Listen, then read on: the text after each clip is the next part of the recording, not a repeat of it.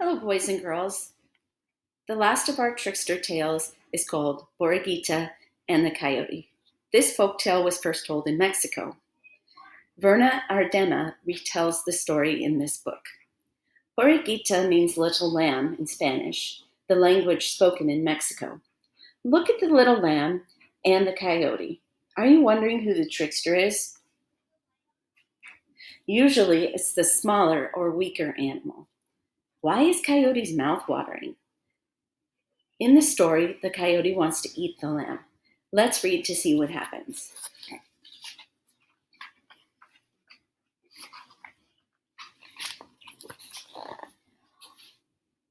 On a farm at the foot of a mountain, there once lived a little ewe lamb. Her master called her simply Borreguita, which means little lamb.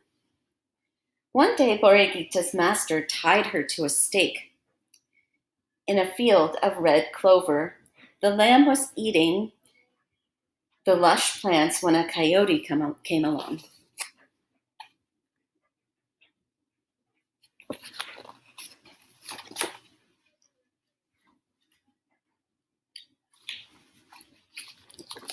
The coyote growled, "Grr, Borreguita, I am going to eat you." Borreguita bleated, "Bah, bah, oh, Senor Coyote, I would not fill you up. I am as thin as a pod. When I have eaten all this clover, I shall be fat. You may eat me then." Coyote looked at the skinny little lamb and the wide clover field. "Está bien, that is good," he said. "When you are fat, I shall come back."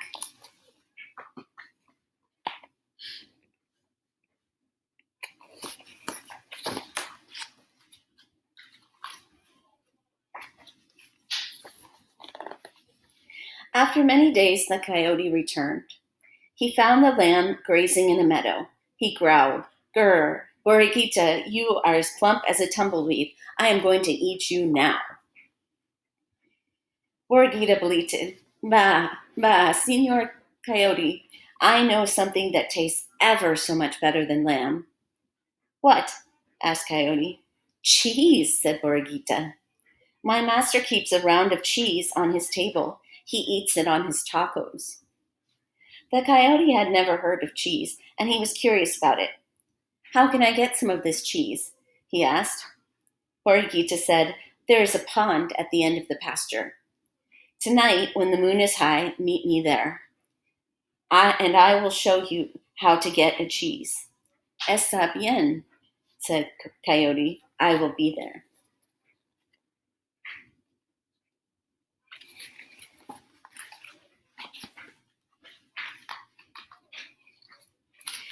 That night, when the full moon was straight up in the sky, Borreguita and Coyote met at the edge of the pond. There, glowing in the black water, was something that looked like a big round cheese. "Do you see it?" cried Borreguita. "Swim out and get it." Coyote slipped into the water and paddled towards the cheese. He swam and swam. Shh, shh, shh, shh. But the cheese stayed just so far ahead. Finally, he opened his mouth and lunged. Whoosh! The image shattered in the splash. Pond water rushed into Coyote's mouth. Coughing and spluttering, he turned and headed for the shore. So Coyote thinks the moon's reflection is a big round cheese.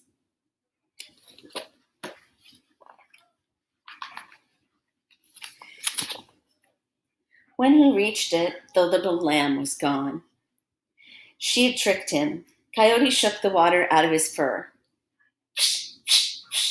Then he looked up at the big cheese in the sky and howled, "Awoo-ah!"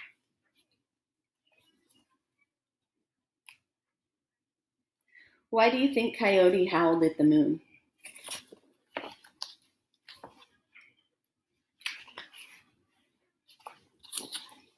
At dawn the next day, Borreguita went to graze near a small overhanging ledge of rock on the side of a mountain.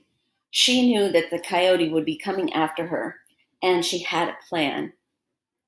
As the sun rose over the mountain, Borreguita saw the coyote coming. He was sniffling along with his nose on some trail. She crawled under the ledge and lay on her back, bracing her feet against the top.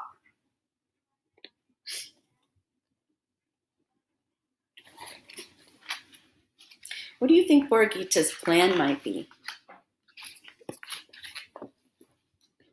When the coyote found her, he growled, "Grr, Borreguita, I see you under there. I'm going to pull you out and eat you." Borreguita bleated, "Bah, bah, Senor Coyote. You can't eat me now. I have to hold up this mountain. If I let it go, it will come tumbling down." The coyote looked at the mountain. He saw that the lamb was holding it up. Was she really holding it up? "You are strong," said Borreguita. "Will you hold it for a while while I go for help?" The coyote did not want the mountain to fall, so he crept under the ledge and put up his feet. "Push hard," said Borreguita. "Do you have it now?" "I have it," said Coyote, "but hurry back. This mountain is heavy." Borreguita rolled out of the shallow cave and went leaping and running all the way back to the barnyard.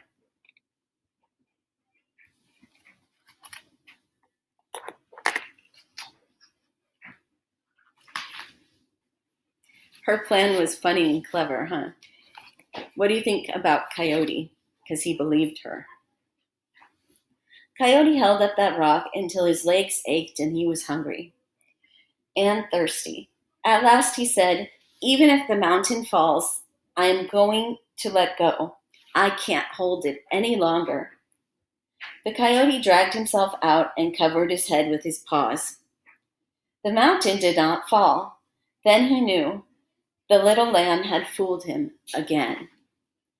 Coyote sat on his haunches and howled, "Ooh, ah."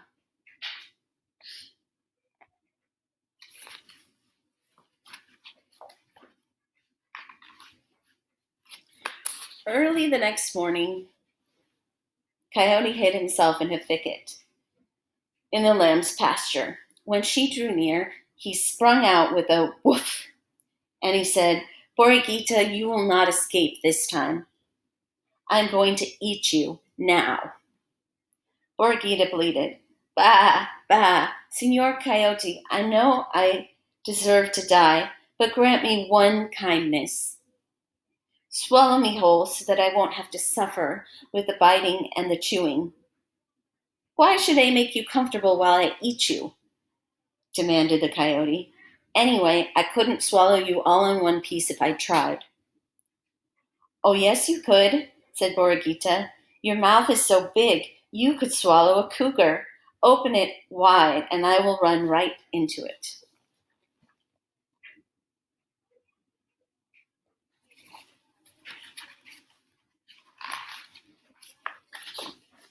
Coyote opened his mouth wide and braced his feet.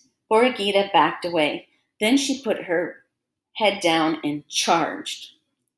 Bam! She struck the inside of Coyote's mouth so hard she sent him rolling. "Ow, ow, ow, ow!" howled the coyote as he picked himself up and ran away, his mouth feeling like one big toothache.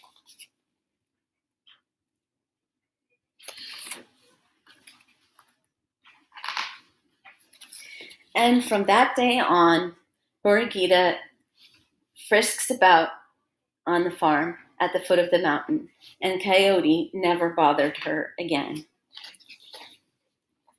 So why do you think Coyote never bothered Borreguita again?